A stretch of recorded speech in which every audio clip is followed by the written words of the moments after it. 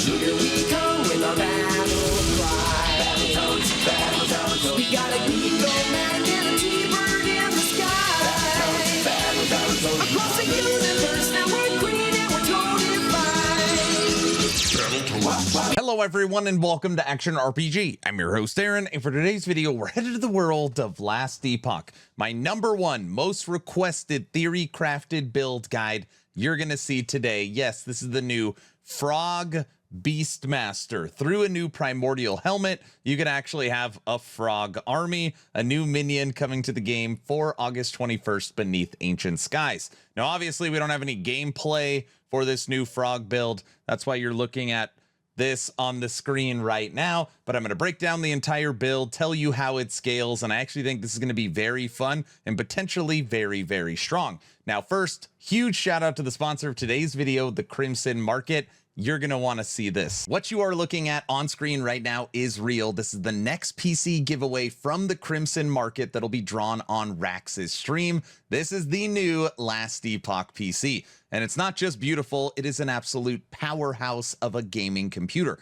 If you don't know about the Crimson Market, I consider it like a modern day gaming club, and they give away a truly custom PC every single month. Again, this PC is going to be given away on Rax's stream. And if you want to enter to win this computer, you can do that for free by claiming your golden ticket. You will see right here, to enter the club for free 30-day royal tier, claim. At time of recording, the Last Epoch PC is given away in 3 days, so you still have time to get this. First link in the description to get yourself a golden ticket, and huge shout out to Crimson Market for sponsoring today's video. So let's start off with checking out the item that actually unlocks this frog build. It's the Primordial Helmet, Chorus of Anurok.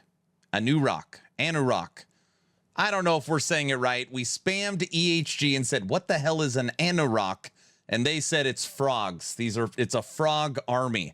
And we're like, oh, that is pretty interesting. So this is a new primordial helmet. You can get it from Scarven Bloodhorn to unlock your frog army. Now, how do these frogs actually work? This is what's so surprising. EHG put a lot of thought in this. So, summon frog. You get multiplicative damage based upon increased area for minions, and we have a new affix for increase minion area on amulet and gloves. So that's going to give your frogs more multiplicative damage. And then check this.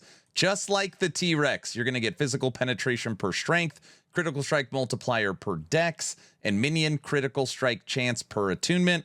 And then character level, you're getting life and minion damage. And just by looking at this, like, whoa, that is pretty cool. There's actually a lot of ways to scale your frogs. But this is what I was most surprised about, okay? EHG took it to the next level. Your frogs attack 4 different ways. Look at this. They have jump stomp, tongue stab, tongue slam, and tongue slap. So I'm guessing it's some kind of like combo abilities, the way they attack, and each one has their own scaler. So how many frogs can you have maximum? You could have 11 frogs maximum, all spec'd into all these different attribute scalers with them doing their 4 different attacks. I don't even know what they look like, but very cool. So now that you kind of understand the frogs, what we're going to do on Last Epoch Tools is break down the blessings, idols, and gear for this character, and then we'll move on to skills and passives. Now, the blessings, I always say this, use the blessings that you need. If you need crit avoidance, or if you need a certain resistance or endurance, you could switch these out as you see fit. Now, you are a Primalist, so the main blessing that I recommend is the dual health regen that you get from Lagon. But on here, we have double armor, all res, and flat health. Now, when it comes to idol, there is a best in slot. This is a brand new unique idol that has been dropped. I feel like this was literally made for frogs. This is the Land Before. And it's obviously a reference to the movie, The Land Before Time, and you see dinos on it. And what makes this great is you can have 4 to maximum companions, but you can only summon 1 of each type. And we don't care about summoning more than 1 type of companion because we just want an army of frogs. So this idol is going to give you 4 additional frogs. The other idols on here just increased health and different ways to get our resistances maxed. So the only idol that is required is the Land Before. Now, when you're actually looking at this new Primordial Helmet, this is going to give you +2 to companions as well. So these two items are going to give you +6, and then you're going to get an additional 3 by being a Beastmaster. One is just actually selecting Beastmaster, and then additional 2 in the passive tree. And on here, if you have less than your maximum number of active companions, you summon primal frogs up to your maximum number. So, for example, if you had 10 companions and you were using 2 companions, that would mean you have +8 left. So you would summon 8 frogs. For this build, we are going to have 11 companions. We're going to use 1, which means you're going to have a companion and 8 frogs with it. Okay, it'll make sense when we break down the skills. We are also using the brand new Evolutions End Amulet. Just know that people are like, how do you use 2 primordials? This new Evolutions End Amulet is not primordial, so you could use it with any other one. We're using the standard tech of Cleaver Solution with Now's Tooth, with Vessel of Strife. I know Vessel of Strife was nerfed, but we have so much health regen that I do think it'll probably still be worth it. Not required by any means. You could put in a different relic, but for now, that is our placeholder. We're still using Mantle of the Paleox for DR. We are using Phantom Grips. This is going to give us 8% critical strike base +4 to levels. And it's going to give us increased mana. And these are pretty easy to find 2 LP. I actually had a bunch of them that were 3 LP. Very, very good item. For the belt, we are going minion, double health. For the boots, we are going Dex movement speed, double health. For the gloves, we are using the new increased area for minions. And I forgot to mention, you want this affix on both the amulet and the gloves, because that's what it can actually launch on, which is going to boost your multiplicative damage. Now, something else I should say when it comes to gearing. You will notice on here, my #1 stat is actually dexterity. And the reason for this is that you're going to get critical strike.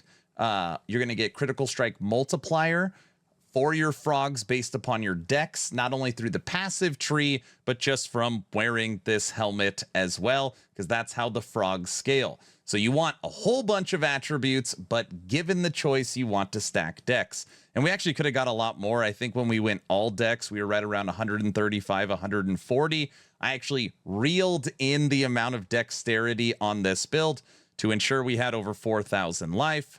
Make sure we have all our resistances, make sure we have our health regen, make sure we have awesome armor. We also have awesome endurance threshold and 90% reduced bonus damage from critical strike.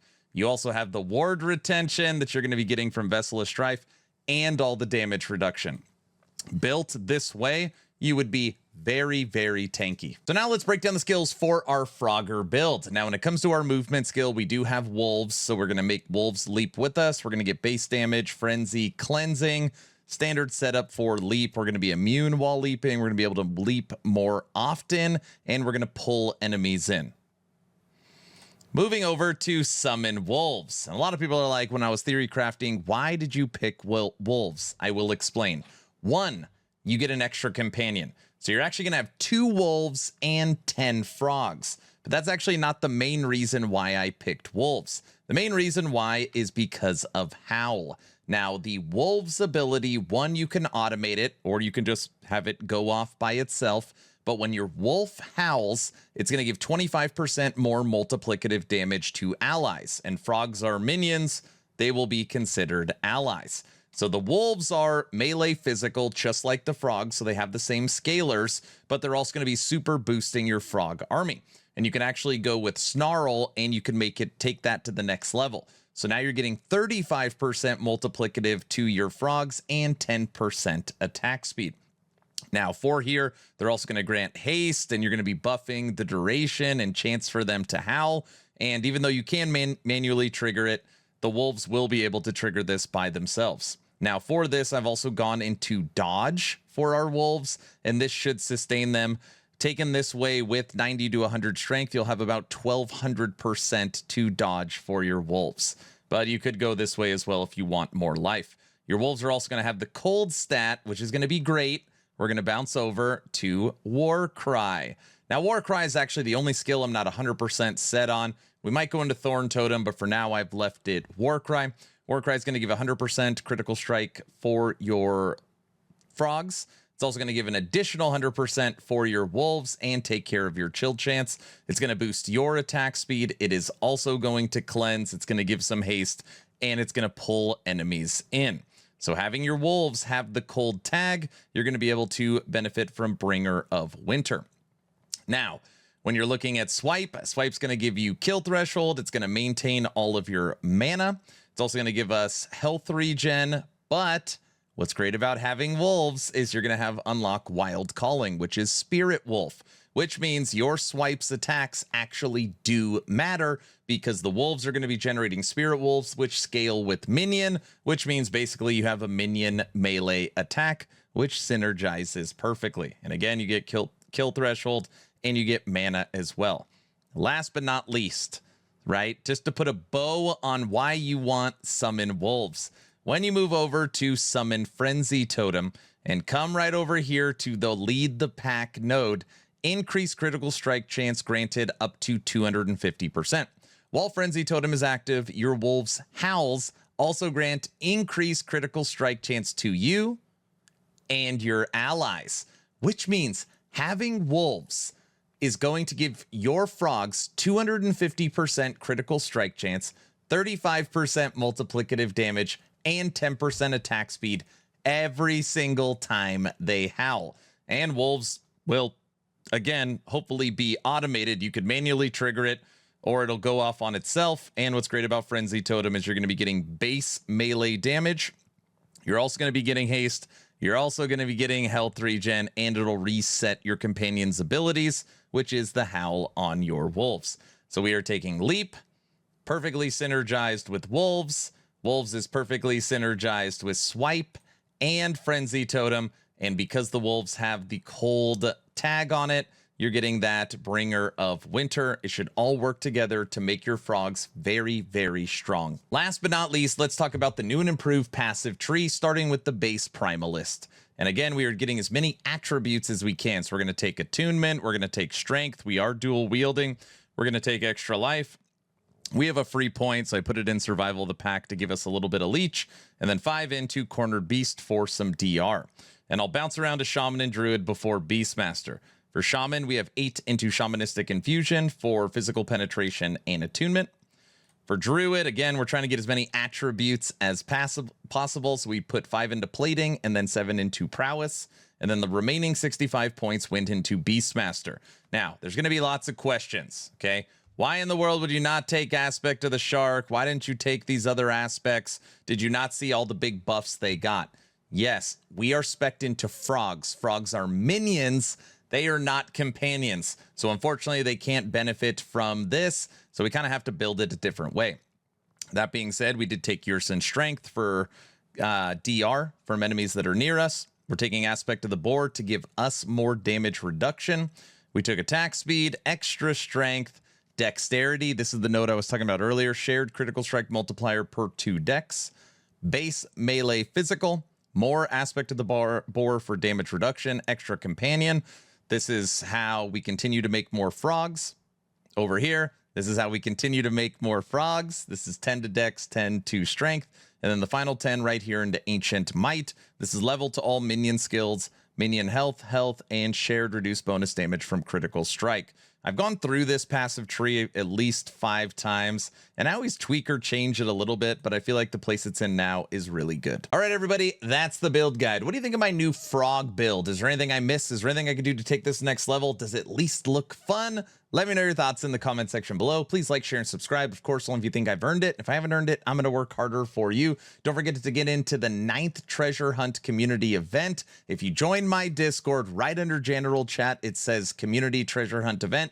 You click that, click interested. We are approaching 200 people signed up for the 9th Treasure Hunt. It is going to be absolutely awesome. And I'll link that video if you don't even know what I'm talking about at the end of this video. Don't forget to check out my new website, actionrpg.com. We are gearing up for season 3 right now and bringing on new writers. And the tech in the background being worked on for the website is very, very exciting. Again, actionrpg.com. Last but not least, Subathon kicks off in only a few days. So my 4th subathon Beneath Ancient Skies kicks off August 21st with the new update. I'm a little nervous. Everyone's saying it's going to be crazy. We've got some fun stuff planned. So if you want to partake in my 4th subathon, I'll be live every minute during the launch of this season. So we got some fun stuff planned. We haven't announced all of it yet. All right, I'm done. Hopefully you were entertained or at least learned something. Aaron, out.